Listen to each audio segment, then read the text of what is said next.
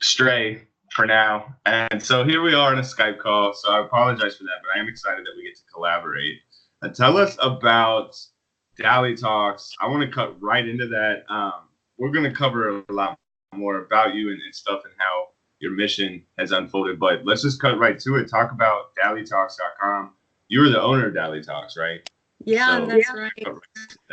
Bread and butter. Oh, so Dali Talks was born out of, let's see, like just a yearning to help children understand others and to stop bullying. And there are many things that led up to that. I was bullied when I was a kid because I came from Nicaragua when I was 7. So, a lot of kids didn't really understand me. Like Latino kids here didn't understand me. Black kids didn't understand me. White kids didn't understand me. It's just like the whole spectrum was like, who the heck is she? And why is she different than the other Latinos here? And then when I had a daughter, she was bullied on the bus for going to kindergarten. And I thought, holy crap, like, why am I dealing with this now? I thought I'm supposed to, see these type of challenges until she got to high school, at least, So you're from Managua. That's the capital of Nicaragua, right? Yeah, that's right. So you were born there. You came to the States when you were 7? I was 7. I didn't know a lick of English. Not a thing. And you moved, where did you move to initially? California? Actually, yeah, I came to Pomona, California. And my parents moved around a lot. So we ended up like in Rialto and then back to Pomona and then Ontario and Chino. So even within those cities, we moved around a lot. I don't know. I think my parents were just trying to find like the perfect place or neighborhood to raise a kid. And because they were low income, they could only afford like the low income areas where usually there was crime and just not very safe. So we moved around a lot. And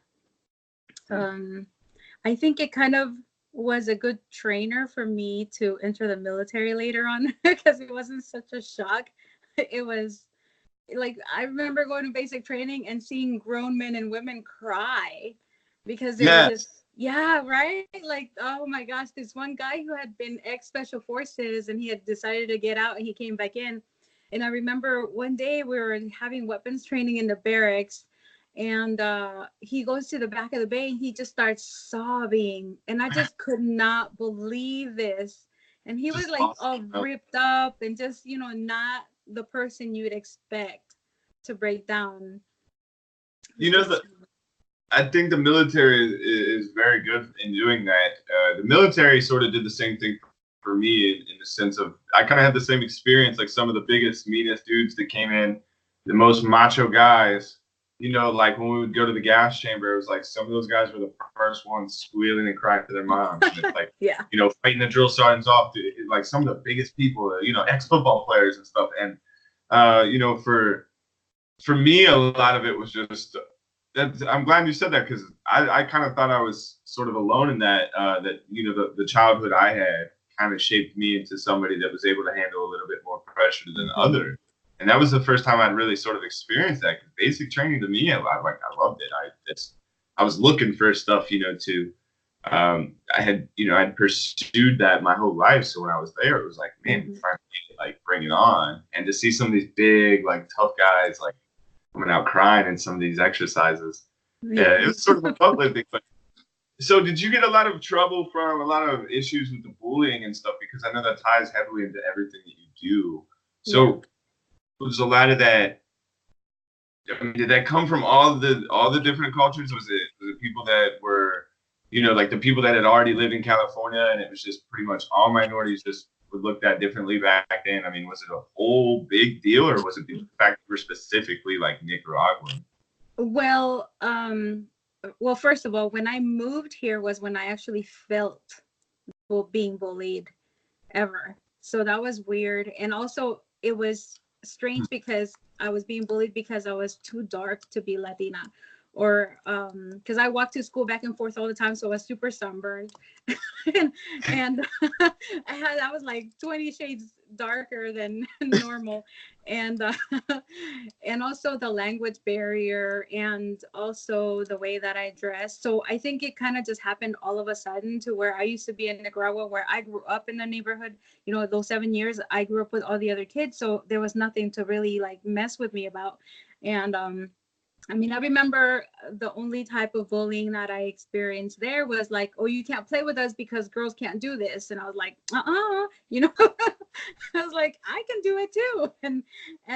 But that was about it. It was not as impactful as it was when I came here. And it was from everybody. I remember, I mean, I also didn't know that there were other Latinos who had different dialects, because in my little tiny world of a 7-year-old, everybody in Nicaragua had the same dialect and they spoke Spanish the same way. So when I came to the US, I learned what a Mexican person was. And, you know, of course, everybody assumed I was Mexican because I spoke Spanish.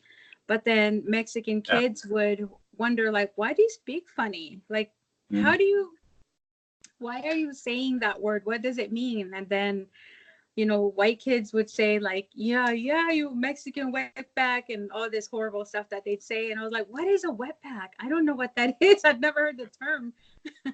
And You know, hey, all these, yeah, they'd call me, I was a beaner. And I'm like, what is a beaner? I've never heard these terms before. But they're all, I realized, oh, they're related to Mexican people crossing the border into the United States. And also, then what, black kids, I remember I got into this fight with this girl because she would just torment me every single day of the week. And her name was Calandria Williams. You know, you never forget your bullies' names. Yeah, that's true. Yeah. And Anthony Westbury and Jose Medina. Well, if y'all ever listen to this show, just know that she's ready to beat you up now. No, but I She's remember some help to her company. Yeah, I mean, Calandra and I were, she was just in line to play tetherball, and she came up and I whooped her on at the game, and she got mad and started punching me. So I punched her back. She called me a Mexican, and I called her the N-word because I was so ignorant to like what that really meant. I had just heard other kids say that. And I remember they sat me down with the principal and her, and we had a discussion about what had happened. And I remember the principal asking me, why did you call her the N-word? I said, well, she called me a wetback Mexican, and I'm not even from Mexico. And then I remember her reaction of shock, like, what? What do you mean you're not from Mexico? And that's when she learned that not all Latinx people or Latinos were Mexican. And that's when I learned too what the meaning of that N-word meant, because I had just heard it from other kids. And it was a real eye-opener at the age of 8. Hate is taught, you know, and there's a lot of times where, you know, I'll have to sit down with some of my American friends who just don't have any experience of any other cultures or countries and things. And it's not that they're racist or things like that, but they're ignorant to certain things. Yeah. And they don't understand, you know, how good Americans could if they wanted to and things like that, and just what other people come from and the reality of things. For me, I've never traveled outside of the U.S., but man, I feel like I've created some very good relationships from people from all over the world who are worldly. They have a sense of like knowledge that I never had, so I listen to them and things. And one of the biggest things that I think is sort of a disappointment is just that I hear that so often, that a lot of people that come from different countries, smaller places, different cultures, had no hate in their heart. They didn't know what it was. They didn't know what it meant. It is funny too, because I grew up sort of in a trailer with like hillbillies, you know, and I've had that same feeling of I never knew what racism was. You know, even though I was raised by hillbillies, they were not racist to the core. They just weren't. They never have been. And I didn't know what it was until I got to high school. Yeah. I'd seen black people before the military, but when I got around white kids who did not see black kids, you know, I feared for them. I'm like, man, just I hope they understand. Like, I hope they're smart enough to know a little bit now, you know, and they're not just ignorant. Because then it's like, then you're disappointed in your white friends, you know, and there's just like this whole level of like, man, we got to do better at educating people. And I think that's one of the things. I'm glad we talked about that right away, because that was like literally one of my most favorite things about you when I got to learning about you and just knowing your story and seeing like what you went to school for and stuff. And you kind of came into this whole place and it could have been just this miserable experience for you. But what did you do instead? You turned around, you served the country for 10 years. Not only that, we got to talk, you were a drill sergeant too. So, and, but then like, you gave so much time and effort back to the country. And now your business, it's helping people with anti-bullying, but I think it goes farther than that. And you're spreading a bigger message and a bigger purpose behind. Look, like I came from a different country. I dealt with any bit of ridicule you could probably imagine. But I'm still going to turn around and help people that are being victim to it, but also help people learn how they can not do that to other humans. So I commend you. I think that's incredible. Thank you. Yeah. There are certain stories that I can like sit here and tell you about, but one of them in particular was when I was a drill sergeant. Soldiers come in every single day for training. And I could not believe the amount of kids who had never been exposed to other cultures and races and ethnicities. I remember a few in particular. One kid, he was from Mississippi, a Black kid, and he asked me where I was from, and I told him, and had no idea where Nicaragua was. And most people don't actually. They don't know that it's Central China. America. Yeah, they're like, oh, what? Oh, is that Southern Mexico? I get that so much. I'm like, no, I said Central America. And then they were like, oh, where's that? I'm like, below Mexico. Yeah. So I think people now kind of know better about where it's located because of all the discussion of immigration and Central Americans fleeing their countries because of wars. But back then it was not so. And then I remember his excitement. He's like, woo-hoo, I met another person from another country. Oh my goodness. And he was so excited. I was like, are you kidding me? And he said, no, you don't understand. When I joined basic training, I had never in my life seen a white person in person. And I said, what? How can that be? He's like, yeah, we used to watch him on TV all the time, but I'd never actually met one because where he lived was so isolated. And there was another kid too, a white kid, he had never seen a Black person because of where he came from, the Midwest. It was just an isolated place. So it's incredible that it's not just little kids that need exposure to culture and to other people's differences. It's adults too. And that's what I focus on. And that's why I call myself a diversity and anti-bullying coach, because that's exactly what I do. So it started really small because I went to school. I used my GI Bill and went to school and got a bachelor's and master's in women and gender studies with a concentration on social policy and leadership. And I thought, I'm going to get a really good job. I was in E6. I was a drill sergeant. I was in 10 years. I'm not going to have a problem. And now I have a master's. But then I couldn't really find the right job that would fulfill what I really wanted to do. And the more I started, like volunteering at schools, the more I saw the need, especially in elementary school. And a lot of people told me, hey, you don't really need anti-bullying stuff, like education in elementary school. You need it in middle school and high school.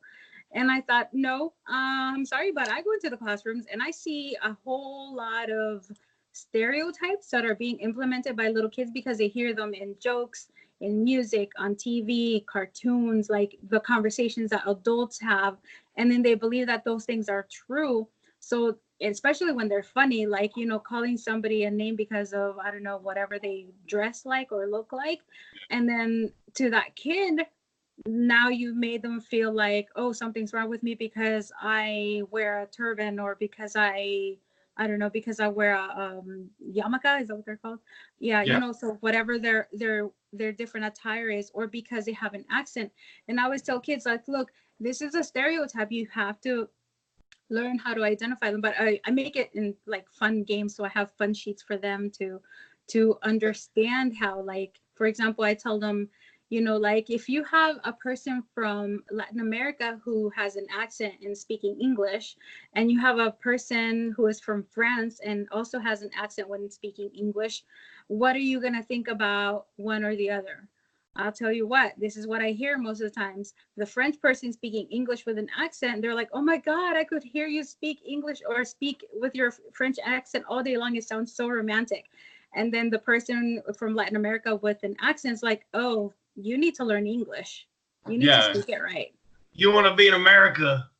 Yeah, yeah. So, You know, I teach them with little examples, like this is what you should look at, and this is what, how you can change it. Even things like disability. My husband, he is also a military veteran and he has injuries from the military. He you looks said perfectly sponsor, normal. What's that? you said you sponsored him. Yeah. A comment about that too. So I don't know if you wanted to touch on that. If that's anything resourceful for veterans, we should hit on that. But I'll let you continue. Sorry. Oh, no problem. Yeah, so he looks perfectly normal, but he's 100% disabled, and he has that disability tag on his car. So when we get out of the car sometimes and park on that disabled spot, oh man, you should see the looks that some people give him, because he looks like this big, muscular guy that can walk on his own. And people will straight up come up to him. He's like, "Why are you parking in there? Are you using your grandma's, the car?" And this and that. And I tell him, like, sometimes he explains to them, and I'm like, don't explain to them. It is not your fault that you don't wear your disability on your sleeves. And so I teach kids, look, when you see somebody on a wheelchair, usually somebody's pushing them. So speak to the person in the wheelchair, not the caregiver, because that's disrespectful, and they don't know this etiquette because they're afraid. Yeah. And I teach them, like, if you are wondering what happened to the child, ask them, is it okay if I ask you what happened? Because it's worse to stare at a child than to just, it's worse to, just stare at them than not ask at all. And you kind of make them feel like othered, like there's So something different. I'm really intrigued by this concept. I think maybe where those individuals were telling you need to start at an older age. I think maybe what they're talking about is like, certainly I think things need to change within the American household. Things that are happening behind closed doors, like what parents are feeding into their kids' heads, is really a problem. So I get it. Yes, the adults have to check themselves, but I like your stance on it though, starting at a younger age. Because in the early days of elementary school, a lot of us are still loving everyone. Yeah. We might have said something mean to somebody, but we didn't really know what it meant. We just heard it at home. And it's like, I like that you're getting in there and you're so, and what I wanted to kind of go off on that is, what are you doing to make that a reality? You said when you kind of looked into the industry, a lot of people really weren't hitting on all cylinders like you had idealized or, thought up in your head. So are you doing you create workshops? Do you go into the schools, do training workshops and presentations and stuff? Yeah. So aside from doing one-to-one coaching with parents, like I've got a few calls this week. They're like, hey, this happened. I don't know what to do. So I guide the parents with the reporting process, and I created an a bullying report guide that they can use. Okay. And I tell them, hey, these are the steps you need to do, and this is how you can collaborate with the school, not go on the defensive with them, because they're there to also protect your child. They just might not have all the information. So if you come in with a good attitude, with a, hey, let's work together, believe me, you're going to get outstanding results. Also, when you have all the facts. And the other thing is that I do offer workshops, and usually it's at libraries and schools, and the unified school districts usually have family resource centers where they like bringing in classes like these for the district. So I've done that as well. But what a lot of parents don't know is that if they want workshops like mine to come to their school, they can actually have it paid for by the PTO, the parent and teacher organization, or the parent teacher association. And they usually have money, but the schools also have money, but they're very limited. So what I do is I do these workshops with the kids and their parents, because it's very fun.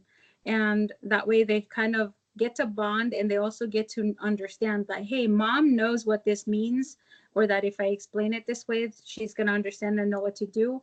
And then mom is going to say, no, okay, he now knows the difference between bullying and teasing. He now knows the difference between snitching and reporting. So I will be able to ask the right questions so that I can either take this seriously or just tell them, hey, that was, that was actually not bullying. That was just a kid saying, I don't want to play with you. That's not being mean or Right. bullying, because some kids really don't understand. So Yeah. my main focus is third grade to eighth grade, but I have definitely had parents with little kids as young as kinder. Um, Mhm. and I believe like kids might not, the young ones, they might not understand everything that you tell them, but the more a child listens over time, they're gonna get it. So it doesn't harm you from having this bullying, anti-bullying conversation with your kids, no matter how young they are. Because if you think about it, actually, the research shows that kids as young as 3 years old already believe stereotypes.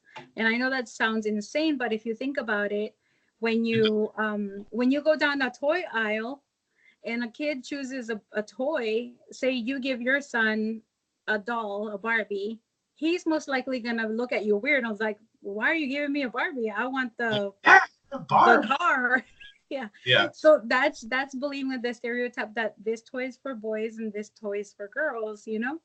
I have a So funny story for you that yeah, let's hear it. I didn't really plan on sharing on this, but it just kind of correlates exactly with what you're talking about. So I went to Purdue University my freshman year of college, majored in chemistry. I was trying to be like this nice, studious little college kid. Ooh, Just smarty didn't. pants.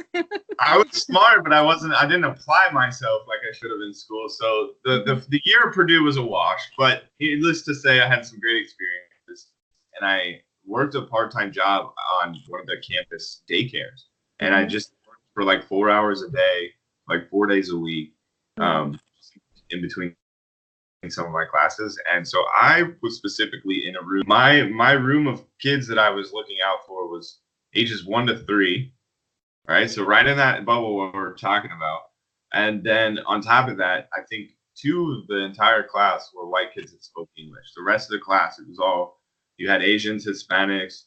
Um, there was a couple black kids in there, but they were not English speaking. You know what I mean? So like very diverse.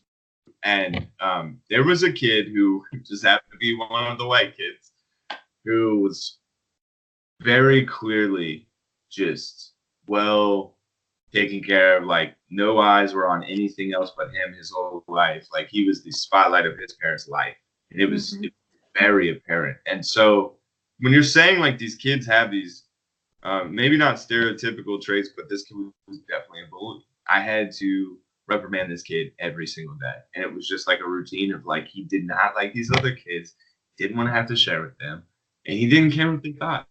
And he was like 2.5, 3 years old, and it was just right at that bubble. But um, I think it's crucial that we start handling the bigger issues with society like you are. Like we need to talk about things more. We need to be able to vocalize the real issues more, and clear up where it stems from, and then get to that root. So what you're doing is a powerful thing. Thank you. Yeah, yeah. I love what I do, and it does break my heart when I have to listen to a parent tell me what has happened to their child. But every time I also get the thank yous and, oh, my child is doing so much better, then that just makes it all worth it. And I don't know, I've always loved helping people since I was in the military. I think that the military is what kind of made me realize that I wanted to help others, because when I was a drill sergeant, though, it was like exhausting hours. And it was like sometimes I thought, oh my gosh, I don't know that I can make it another day. But I would help the kids. Well, I call them kids, but they were young adults. I would help them with things that other drill sergeants didn't feel like were part of our job. And I would go that extra mile because I felt like, wait a minute, but if I don't take care of this, and how am I going to expect you to do your best? And the majority of them at the time, like 99% of them, I was shipping them from where we were directly to their deploying units. They were deploying within 30 days to Kuwait or Afghanistan or Iraq. And I thought, you can't not take care of the person and expect them to excel in a combat zone, because they're going to be thinking about their families or whatever it is that they have going on. And you just got to help other people no matter what, no matter how terrible or knuckleheaded they were. You just you just can't leave them falling behind off on the wayside. So No, that's good that you did that. That's one thing I took away from my personal drill sergeant actually was, there'd be periods of time where all the other platoons were out there just getting the dog shit smoked out of them. Just getting the dog shit smoked out of them. And we're sitting there in a team huddle. And I can't tell you like over time how much that wore off and how much we got crap for it. And a lot of people just envied the fact as hard as them when they could see. But we had our moments. We had our times of working hard. But one thing is our drill sergeant he had like 4 deployments under his belt. He was he was an infantry guy, big buff dude. But that's one thing I will always take away is at our hardest moments, he always fell back and did like a team huddle with us. It really just reached out and talked to all of us, like one-on-one, really gave us the why, the method, or like the reason behind the madness from that day or that last event. And he really broke down to us that he was human and he did care about us and he didn't want. I think he'd just seen so many people lost over the years, because he had a pretty crazy career, and I think that it just got to him. So I love when leaders do that and they take that extra effort and they put it into their people, because what good is being a leader then if you're not, if you're just going through the motions? I get it if you decide to go to drill sergeant school and become a drill sergeant, but I mean, you still are you're still, everybody's still expected to fulfill their job, whatever they're doing in the military. Yeah. Yeah. Did you go to school now? So, okay, break this down. Did you go to the military and then school? Did you do some school? How'd that all? Funny story. I ran away from school by joining the military. That's what I was so petrified. So I'm the oldest kid of six. And then by the time I was 14, my dad already left. So my mom became a single mom. And all I could think of was, man, she's not going to be able to pay for college. So I got to like do something that is not going to make me look like a loser. So, I love being a mechanic. I always I would take apart all the seats inside our little beat up Nissan Sentra. And my mom would come home and like the seats and the carpeting and everything would be outside on the curve. And she's like, what the hell? Or like the toaster was all like separated into pieces, or the vacuum cleaner. And I remember I worked at the library in high school, and a recruiter walked in and he looked so good. And I whispered over to my friend, like, I wonder what it's like to be in the military. And it was like he had bionic ears and made a smooth U-turn, came right to me. And he says, I heard you want to go into the military. Set up. Sergeant Day, Staff Sergeant Day, wherever he's at right now. But yeah, that's how I was like, oh my gosh, I can join the military. I won't look like a loser. My mom won't have to pay for college. I can get the GI Bill and I can travel. How sweet is that? And when time came to choose like what to do, I was like, I want to do something so cool that girls don't do. And he was like, be a mechanic, because he was a mechanic. And I was like, okay. And what do you work on? What type of vehicles? Oh, you get to do all the Bradleys and the the M1s and all these Humvees or Hummers, what civilians call them, and trucks. So that's what I ended up doing, with the assumption that I'd be able to switch out of my job, shortly after, like maybe after 3 years or so. But no, that's a total lie. I actually got so worn out. My first duty station was in South Korea, and I was so worn out that first year. I was like, oh my gosh, I've got to change jobs. My life cannot be like this. Everybody would get off of work and I was still at work. We'd go on rotations. I was like, oh my gosh, I have no life. So yeah, and I went after I got out the military, and I didn't just go straight to my master's. I started from fresh, because throughout the 10 years I'd taken so many courses, not really understanding that I had to follow a degree plan, because nobody had ever taught me that. So by the time I got out, I had like 130 some credits that amounted to no degree, because I've gone to like different colleges as I PCS'd to different places. So yeah, I was straight. That's like identical to me, except I never went back to college when I got out. Like I went to school for like 3.5 years. I did a little bit of college while I was in the military. Between all of my classes over the last 10 years that I've taken, The ones that I've passed, I have anywhere between like 48 and 63 credit hours of passing college credit that just sitting there. Oh, really? So do you plan on going back? You know what? I don't see a purpose in it. I think that I'm going to be doing too much business building and things like that. But I do. I mean, I still love chemistry. It's funny because anybody that I talk to that's still in school, whenever they mention they're in chemistry or, any sort of math, I'm always like, let me tutor you. Like, I love continuing my education with chemistry, right? Or, just staying sharp on it, sort of just like knowing a language or something. But back to get my degree, if I do it, it's just going to be just to do it. It's going to be one. I don't. I don't see myself becoming like a chemist. Yeah, I hear you. Because people ask me, well, what do you do with that degree? I'm like, you know what? I couldn't find my perfect job, so I'm creating mine. Honestly. No, honestly, your degree. I mean, so women and gender studies. I mean, that can kind of give you half of what you need for what you're doing. I mean, you got the women studies down, now you just add some men's studies and then well, that's included in there. Yeah. Yeah. So, that's cool though to have a degree even if you're not using it. I think it's still just, yeah, and the thing is I am using mine because I'm teaching kids how to like just reject those dumb ideas about like masculinity and femininity, like, hey, it's okay for you to cry if you're a guy. It's okay for you to admit that you're scared. And it's for girls, it's like, no, you don't have to convince yourself that you want like all the shoes and the bigger closet. That's stupid. And you don't have to go along with the whole princessy, I'm gonna be like, taken care of by someone for the rest of my life. No, you can actually get a career and go and do wonderful things and just debunk those stereotypes that we're all grew up, because we're in such different times. And I love it. Like you said, you don't need a degree to be considered smart and educated. There's so many people that never go to traditional schooling, they never go to university, but they're so brilliant because they self-educate. You don't need to be in that classroom. You can just pick up books. And what's best about everything, it's free. Well, unless you pay for the books, but it's pretty much free. And you really just go right straight to what you want to learn, not what colleges, because I used to wonder, like, why the hell am I taking all these stupid courses that I'm not going to use for what I want to do? Right? Like, why? That makes no sense. They're just trying to get my money.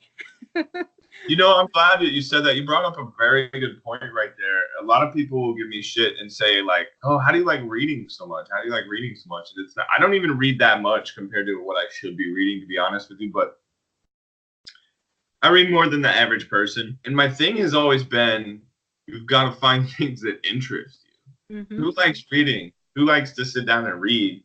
At the end of the day, like just the act of sitting down and taking that much time to read something, 99% of people probably don't prefer doing that. Right. But it's a matter of learning about yourself, acknowledging your development as a human, understanding that you have a long way to go and probably always will. And then from there, it begins just like this kind of like stepping stool, like you're on a rock wall. Like every book that you pick up about something that you want to be or want to do, you kind of like level up a little bit because you're going to learn a lot more about how to become that and do that. But a lot of people just assume like, oh, these people just love to read, so they can just read any book and just be at the same level of happiness. No, you got to find things that you love and you want to pursuing. What would you say for people going through issues right now at home with their kids being bullied? And before we close, I want to give some tips while I have you. I think you're a super valuable person in this facet. So for like any of the listeners, if you guys have young children, they're experiencing this at school, or even if they're, maybe they're the perpetrator, maybe they're bullying kids and you don't know how to get them to stop. So what would you say to some parents that are thinking about those things? Thank you for bringing that up. Actually, you touched on a very good point. So first of all, if your child is being bullied, always tell them that you love them, because, it's really terrible when kids don't report things because they feel like you're going to be mad because they couldn't defend themselves.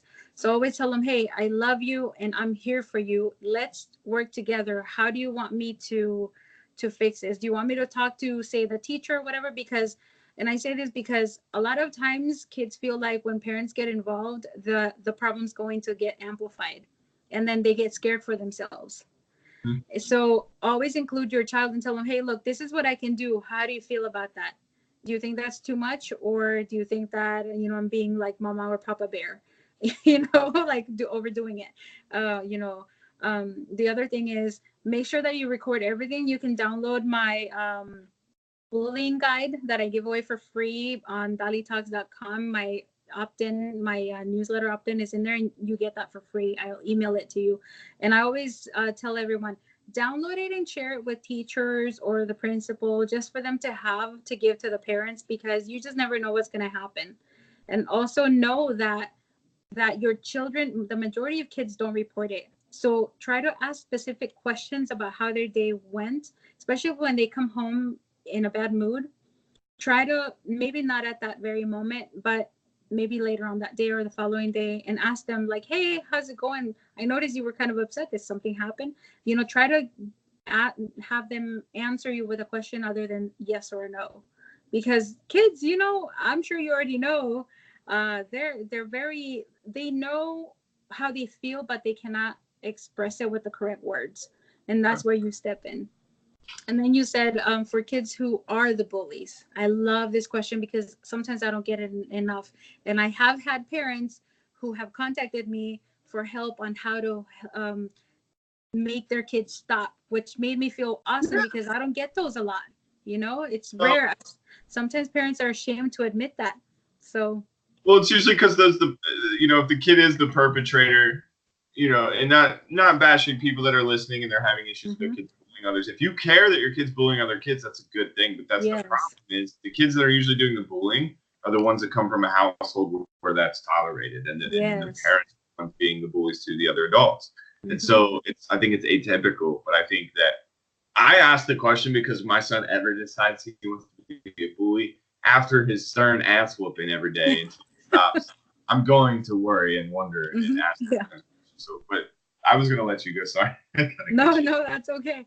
Yeah. So if your child is the bully, the best and most effective way to make them understand that they need to stop is by having them somehow empathize with the child that they're hurting. They have to be able to understand how painful it is. And if you can relate with one of your own stories, because I tell you what, every single person in the world has experienced some type of bullying. The difference is the levels of like intensity. So if you have your own story of something happening to you, like for some reason, when a kid hears that their parent was hurt by someone when they were younger, they feel it, so like it really speaks to them. So that can be one of the ways. The other way is just talk to the teachers and tell them, hey, look, he's going through something emotional, he's being aggressive, please let me know as soon as possible. But try to have some kind of meditative intervention. One parent and one principal actually told me, why would I reward a bully by having them meditate in a room? And I said to them, you're looking at it the wrong way. Kids have so much inside that they don't know what to do with, either energy or emotions. And when you help a child meditate or think about that, ask them, why did you do that? How did it make you feel? How do you think it made the other person feel? Or like just sit there and think about what you did wrong and how you can fix it. Instead of, you shouldn't have done that, I'm going to spank you, or you're going to be on, grounded for, you have to speak to them, because otherwise they're not going to hear you. So that's it in a nutshell. I can keep going, but I'm trying to keep it short. No, I that's perfect. I want to display the importance of what you do, and I think that's one of the biggest issues with our culture and our society is it's just easier. A lot of parents don't put in that energy that's required to dig down and find out how to help their children. And another thing too, that you made a good point of, the teacher saying like, why would I reward him with meditation? I was just thinking this almost this entire segment. This has been in the back of my mind. Do not expect the public school system to fix your child if they're going through emotionally damaging. You've got to intervene as a parent. You've got to do some research. You've got to read some books. Luckily, we have people like Dali who make some very convenient blogs that are out there. You should be checking out her website after this episode if you have kids, especially school-aged kids, because this is something that goes on a very regular basis, whether you decide to believe it or not, whether you decide to turn that eye over and realize it's happening. We've all been in a public school, most of us. We've all grown up around other kids. You know what's going on. And the teachers are there. Yes, they care. They're doing their jobs, but teachers are so underpaid. And when people get underpaid, they lose. They don't have as much motivation to take care of your kid, because guess what? Who's paying them to do so? Yes. And so if your kid's school doesn't have a program in place, something similar that Dali offers, maybe, help another veteran out and spread her business to your kid's school, because it sounds like what she does I think it could help a lot of kids. It could help a lot of schools. So do you want to go ahead? I had one last thing I forgot to mention or bring up. We might have already covered it a little bit, but we didn't name it. The DAVA course, the DAVA course. Yes, yes. I'm glad you asked about that. You want to plug that before we wrap this up? Okay. Cool. So that stands for Diversity and Anti-Bullying Academy. So that is the online course version, which I will be launching a webinar for on May 1st. So stay tuned. I will be announcing it on my Instagram and on my Facebook pages. My handle is @Dali Talks. And that is the online course for parents who cannot come into the schools, and for, or the schools that just don't offer that. And like you said, I'm so glad you said this. Don't rely on the school to solve this problem, because you know what? They have invested money into it only because it happens the majority of times in school. And the majority of times when bullying happens, it happens in the classroom when there are people present. So because of that, they have to deal with it and pay for some type of education on this. But the primary responsibility is always the parents.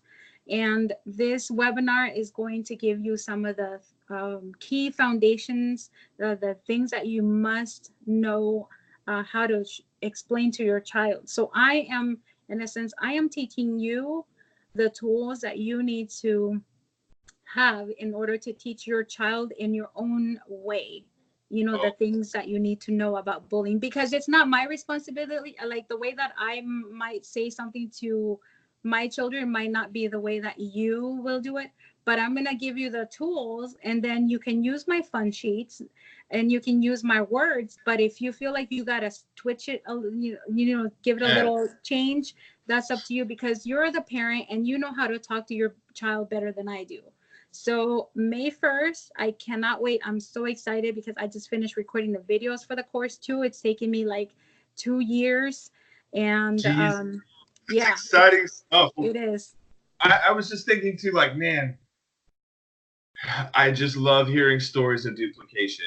When people can find a way to duplicate what makes them tick in life, and just not only that, this system could be helpful. I mean, this is something that could really change lives. Like, I worry because of just the amount of kids now that are harming themselves. It's like, not only are they having, they're having intercourse at younger ages, they're themselves at younger ages. The good stuff and the bad stuff is all coming out at younger age.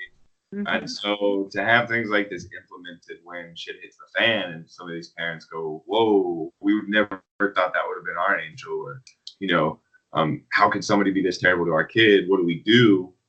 Boom, there's something there that you have in place. And not only that, it's training the parents along the way. Like you said, giving them the resources to handle it.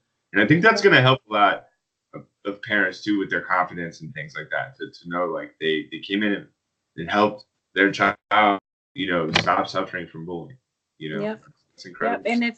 And if you're interested in knowing the topics that I'll be covering in the training, it's on my website under the resources tab. You'll see it, Diversity and Anti-Bullying Academy, and you're gonna love it, because one of the ones that I give for the mini course, which is what I'm launching, are the difference between teasing and bullying, stereotypes, how to identify them, because you need to teach this to your kids in order for them to know when they cross a line. And cyber. First, just yelling at them when they do something wrong, because then they don't know why they're in trouble, right? Yeah. Explain that. Okay. Right, and cyberbullying. So I'll go over parental controls and how to report online, because surprisingly, a lot of parents don't even know how to report stuff like that online. So I'm really excited. Reporting, yeah. I'm gonna be going live and going on my stories and promoting the DABA thing for you too, just on my end. Thank you.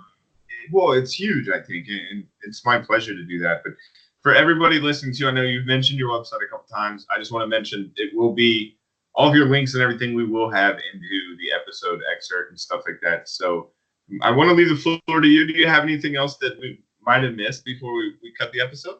It's been a really good episode. Yeah, it has. You know what? You're great at asking questions. I think we covered everything. I just want you all to know that I go on for some free information. I go on every Monday at 11 a.m. Pacific time on my Instagram with my friend Keisha, who is a girls' confidence coach, and we switch off from her page first or mine. But we give out free information about confidence and bullying and anything parent related, parenting related. And then Kyle, you're gonna be a guest of mine. Yes. On my Friday night show at 6 p.m. So we're gonna be announcing that. We haven't decided if it'll be this Friday or maybe the next, but I'll be posting the announcement as soon as we lock down a date. And please check me out on dalitalks.com. DaliTalks.com, yes. Make sure you guys go show her some love, some support. She had already mentioned too, her husband Henry, he's a veteran. Their house is just killing it with the veteran community right now, and just all the things they're doing, and just they're very resourceful people. So I'm very, very happy that we got to meet. I cannot wait to bring Oliver down south and to meet you guys officially, like we'd initially planned. Yeah. It's it'll happen. It's inevitable. But I wanted to thank. Yeah, definitely. Yeah. Thank you so much again for coming on the show, and for everybody at home listening anywhere you guys are listening. We want to thank you from the bottom of our hearts. Without you guys, none of this would be possible. And we want to get the word out there to more veterans for some of these different things. And these people that come on the show, they have so many wonderful resources for the community. So if you guys listen to the show, I don't ask for anything other than just a little bit of engagement on the content. Just tag another veteran, share something that you like. If you heard an episode and it helped you, share it with another buddy and help them out too. So that's really all we ask. Besides that, I just want to thank you guys again from the bottom of my heart for listening. This has been another wonderful episode of the Veteran Growth Podcast. You're listening to episode 18. And stay tuned for some more incredible interviews. Look forward to episode 19 coming out soon. Thank you guys for tuning in. We'll see you next time. Boom. Woohoo! That was awesome. Yeah. You're so smooth with your intros and your closings. What's crazy is